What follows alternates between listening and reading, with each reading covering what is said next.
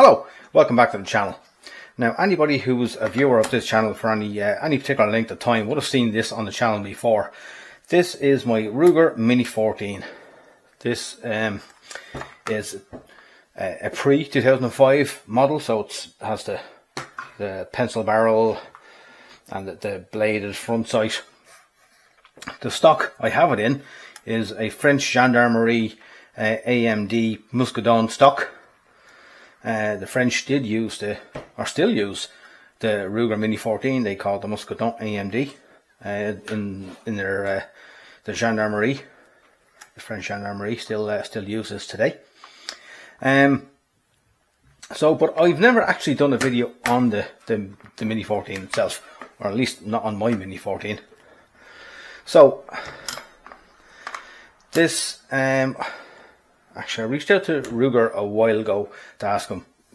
I gave them the serial number to tell me when this gun was made. I think it's dated 1992, and it's a branch rifle more so than the standard Ruger Mini 14. Now, when I got it, I didn't have a rear sight with it, and for love nor money, I have not been able to find a rear sight to go on this. So shooting this is a little bit hit and miss. It's fun, but if I'm going to use an open sight, not an optic, it is kind of difficult. I do have to use that kind of the aperture that's kind of in the mount as a very, very rudimentary rear sight.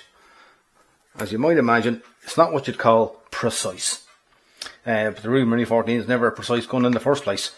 So it's not a precise gun. Why did I get it?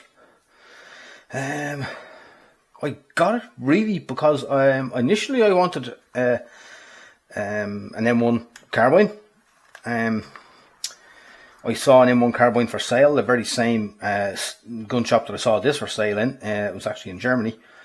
But when I went looking for M1 carbine here, carbine ammo was very, very hard to come by. So I decided, for practicality's sake, I'd go with a Mini 14 because 223, it's fairly common, you can get it anywhere, it's relatively inexpensive. And I thought that this would kind of scratch the same itch, as the M1 carbine does. Now, the story with magazines for these, when I got it, it came with this 5-round magazine. It's a rock and lock, goes in like that, fits flush. Just a little lever there to get the magazine back out, so I had to buy extra magazines. 10-round magazines are what is legally compliant here in Ireland, so I got a few of these Pro Mag 10-round Mini 14 magazines. I've never had any problem with them, they function fine. And one of these, it's also a 10-rounder, even though it's longer, but it is slimmer. Very, very slightly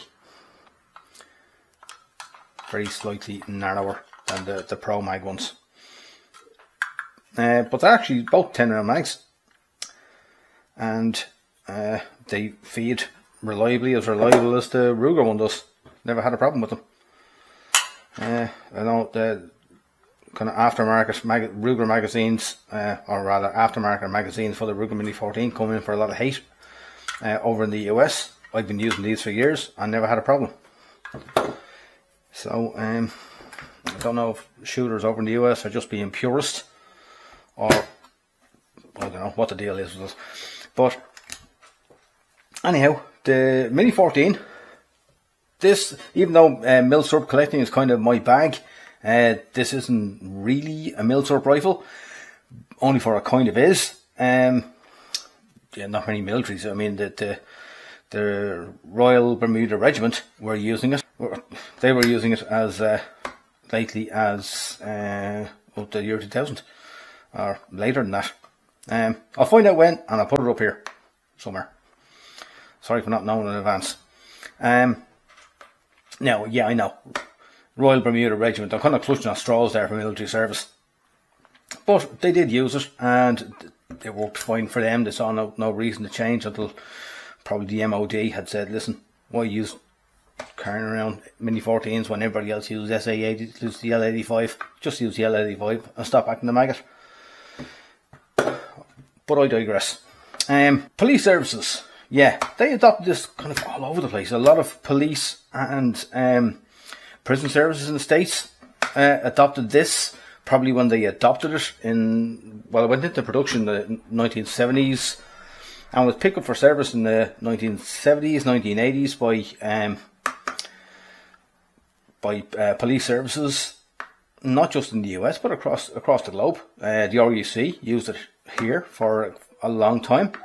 The French Gendarmerie, as I mentioned, because used the stock, they used it for a long time. They're using it still.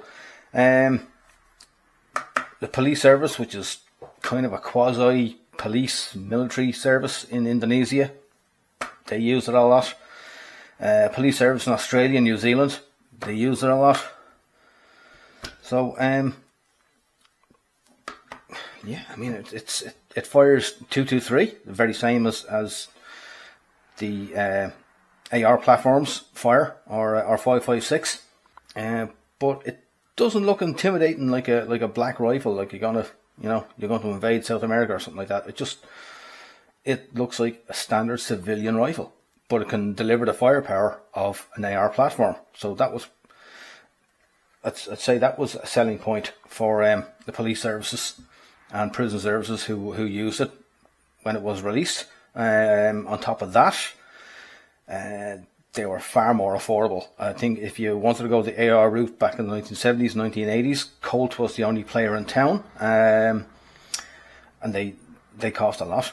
Yeah, they were far more expensive than this offering. Now, totally the other way around now. You can pick up AR platforms now, like budget ones for like $400, whereas this will be setting you back, depending on where you go and what model it is, anywhere from kind of $900 to about $1,200. Of course, Ruger are the only one making these, and the AR platform is made by the World and its brother. Stoner's design is out in the public now, so anybody who wants to make an AR can just make an AR. Nobody really wants to make this action here. The kind of a shortened variation of the Garand action. Well, that's what it looks like. From the outside, it's very different to a Garand action on the inside. But as far as kind of your uprod here, your rotating bolt, very Garand-like. So it kind of made sense at that time when Ruger put it out in the 70s, because the manual of arms would have been very similar to what servicemen were already accustomed to if they were using their Garand or their M14s. So that's that on this particular gun. Thanks very much for watching. Please like, please subscribe. Any comments, leave them down below, and I will talk to you again soon.